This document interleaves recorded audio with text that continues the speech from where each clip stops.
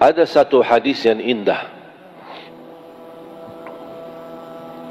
yang diriwayatkan Imam Tirmizi, ada juga sebagian diriwayatkan Imam Muslim.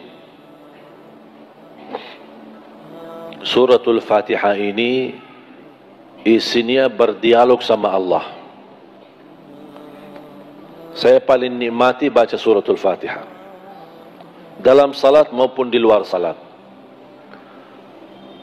Kalau saya lagi santai duduk habis salat subuh, wirid saya baca Al-Fatihah sebanyak-banyaknya sampai terbit matahari. Apa saya baca? Al-Fatihah saja, mengulangi berkali-kali. Wirid saya, wirid zikir, doa.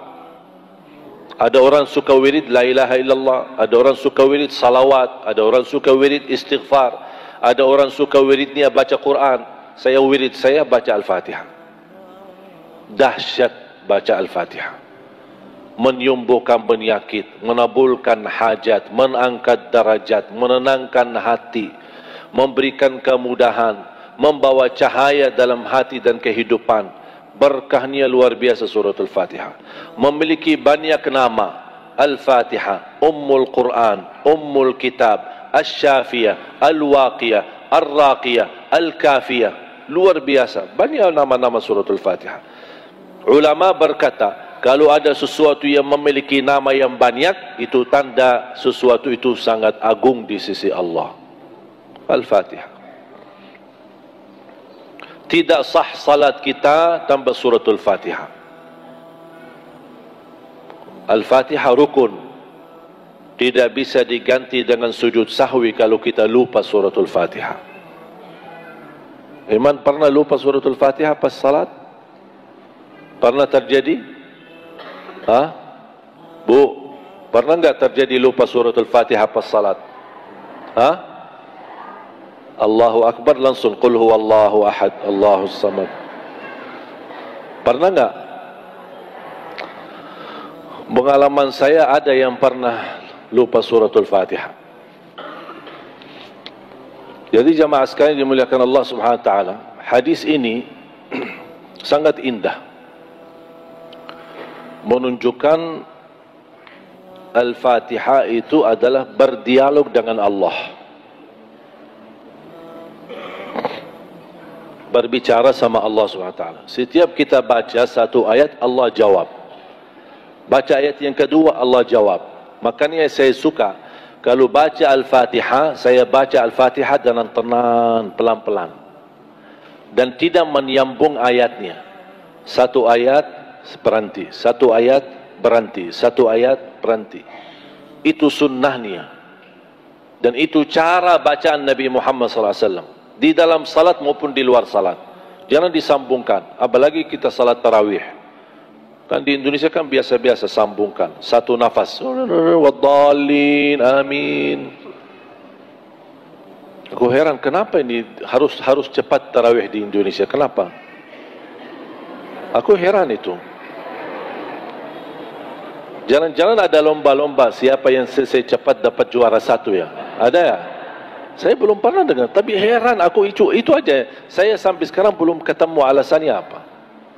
Saya pernah masuk satu musalla tarawih, salat tarawih di salah satu kampung. Bas imamnya masuk, Allahu Akbar. Saya subhanallah, Masya Allah, ini nampaknya tumakninah banget ini. Begitu kita baca iftidah, Bismillahirrahmanirrahim, Alhamdulillahirabbil alamin, Astaghfirullahalazim, saya kaget. Ini baru nikmat, kenapa kok cepat Al-Fatihahnya? Padahal baru tenang. Begitu saya waladhdallin, amin. Bismillahirrahmanirrahim. Saya tidak mengerti dan memahami isi bacaan ini kecuali pas dia Naim, alhaakumut takatsur itu. Belum lagi rukuk sujud, Allahu Akbar, kejar-kejaran sama imam. Di samping saya ada seorang bapa waktu itu. Kasihan usia mungkin 80, 90. Taulah maklum bapak-bapak kan, ya Allah husnul khatimah. Ya jalannya pelan-pelan, gerakannya pelan-pelan. Sudah tua, tidak ada fisik. Imam rukuk, beliau sudah mau rukuk. Begitu belum sampai rukuk, imam sudah sami Allahu liman hamidah. Bapa tak jadi rukuk, berdiri lagi. Aku, Pak, ini dah rukuk bapa. Saya bingung. Pas imam sujud, bapa kan pelan-pelan mau sujud. Imam sudah selesai 2 kali sujud, sudah naik rakaat yang kedua, bapa belum sampai sujud. Akhirnya dah jadi, berdiri lagi. Astagfirullah. Ini dah bagi rukuk, dah bagi sujud.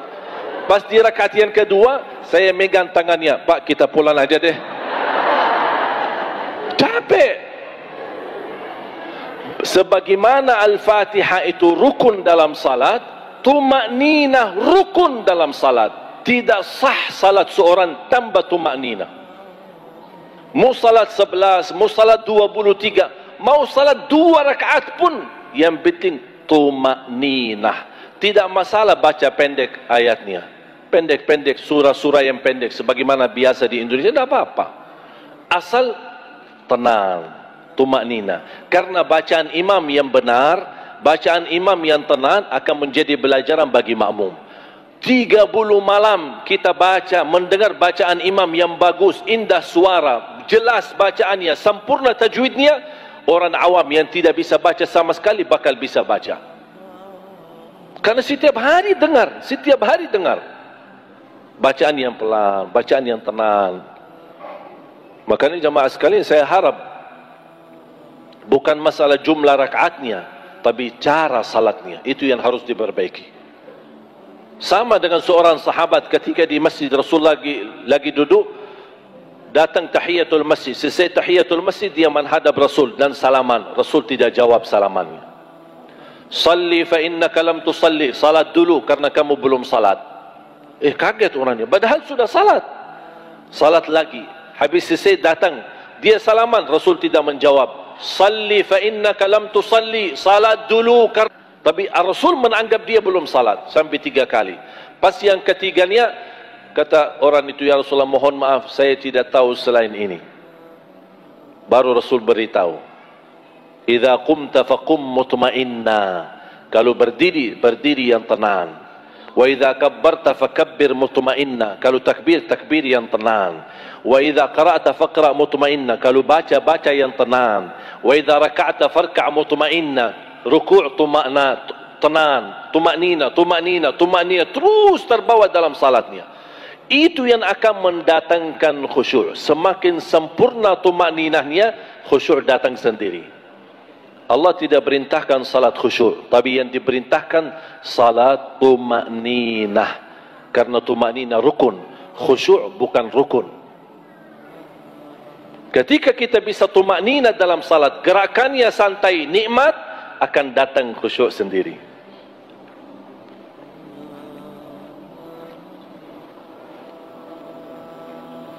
Sering kita duduk di masjid, ada orang belakangan datang tahiyatul masjid.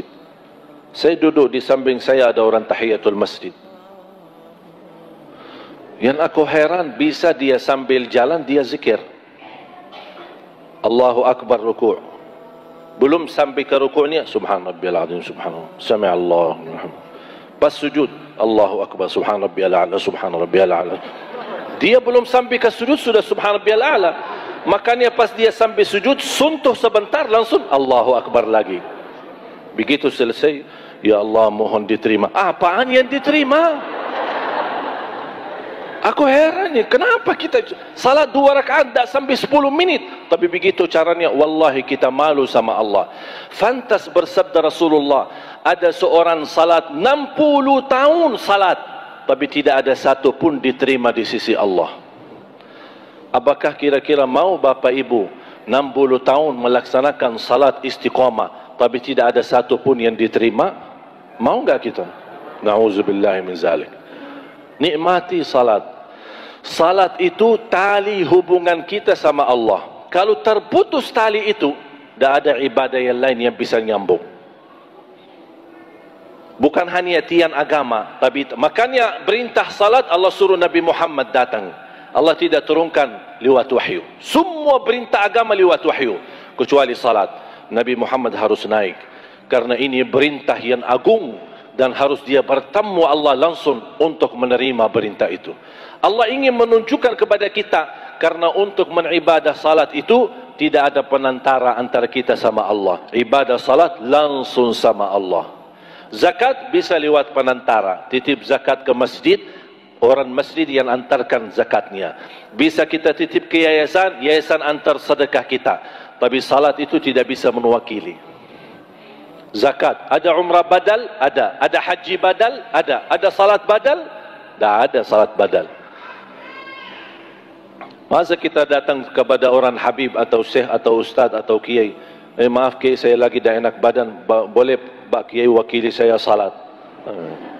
Kalau ada orang datang kepada saya jawab nanti, oh saya kalau mau salat nak bisa, tapi kalau mau disalati saya bisa.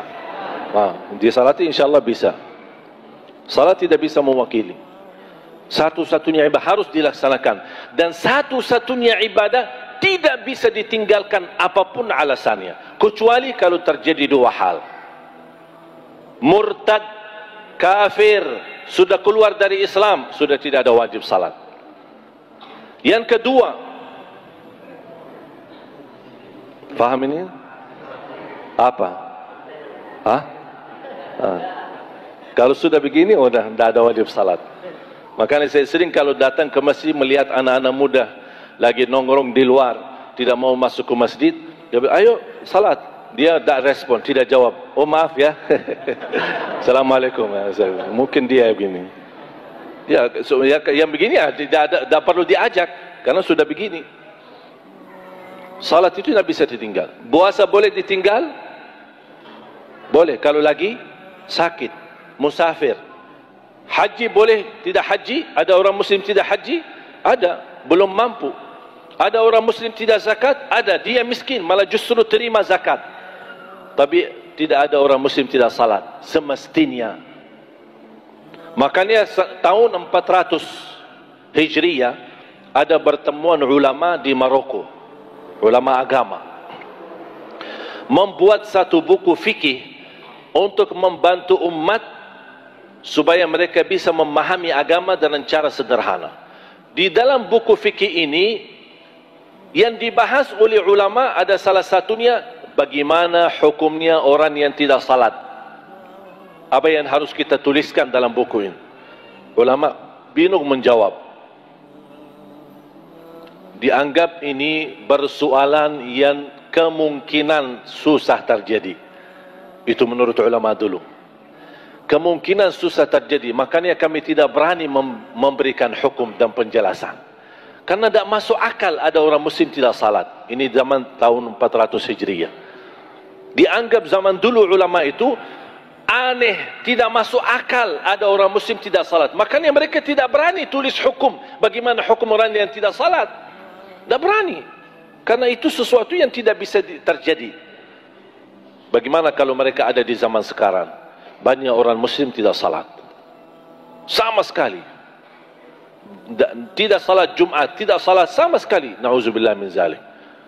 Makanya kita harus tahu salat itu satu-satunya ibadah yang tidak bisa ditinggalkan. Tidak bisa berdiri, duduk. Tidak bisa duduk, berbaring. Tidak bisa wudu, tayammum. Tidak bisa menghadap kiblat kemana saja. Dalam keadaan perang menghadapi musuh, tetap ada salat, namanya salat khauf. Ada cara, tata caranya melaksanakan, tapi tidak ada alasan meninggalkan salatnya. Hatta dalam keadaan sakit, parah, kotor, tidak bisa apa-apa, tidak bisa bergerak, tidak bisa tayammum, niat dan tetap salat. Ada jamaah kasar, tidak bisa karena sakit, boleh jamaah. Musafir, jamaah dan kasar. Kadang boleh jama', tidak boleh kasar. Kadang boleh kasar, tidak boleh jama'. Kadang boleh jama' dan kasar. Semua diberikan keringanan untuk tetap melaksanakan salat. Tidak ada alasan tinggalkan salat.